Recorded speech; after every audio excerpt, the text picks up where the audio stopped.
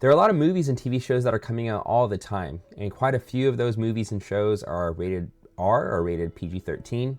And depending on the content of those movies and shows, you might be wondering if you should be watching it.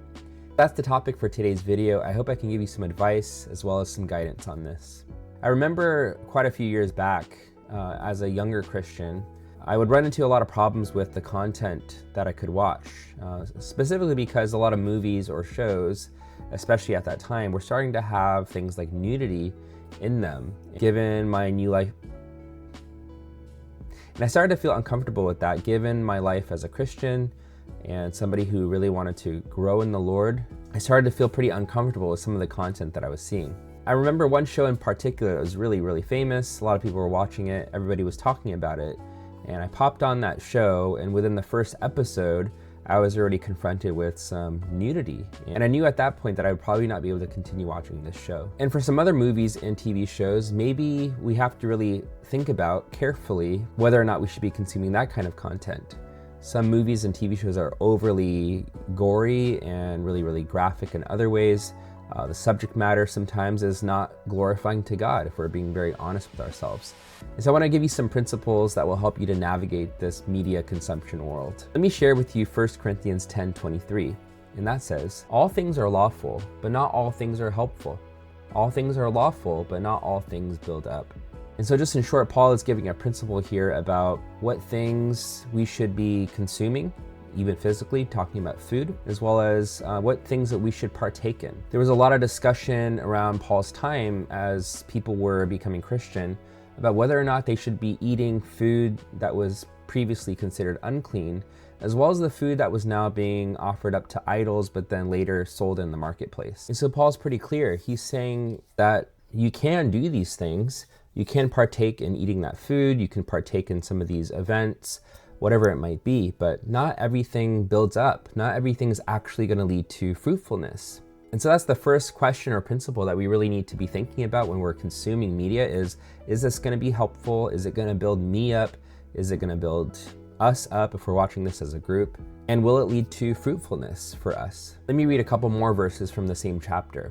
And that says, "So whether you eat or drink or whatever you do, do all to the glory of God. Give no offense to Jews or to Greeks or to the church of God, just as I try to please everyone in everything I do, not seeking my own advantage, but that of many, that they may be saved." So the first thing that Paul says there, essentially matters that are not sin or evil or good, if it's just something where you're not sure if you should be partaking or not, do everything for the glory of God. And if you can really do that confidently, that you know I am doing this for the glory of God, then go ahead and partake in that thing.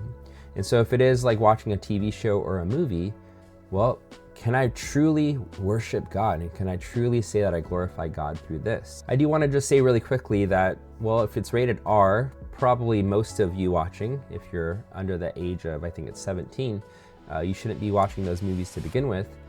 But that's not really my main point, because the reality is even some PG-13 movies are probably not something that you should be watching. And then Paul gives us one more principle here towards the end of that passage. What he's saying is we should really want to do everything that we can so that more people will be saved.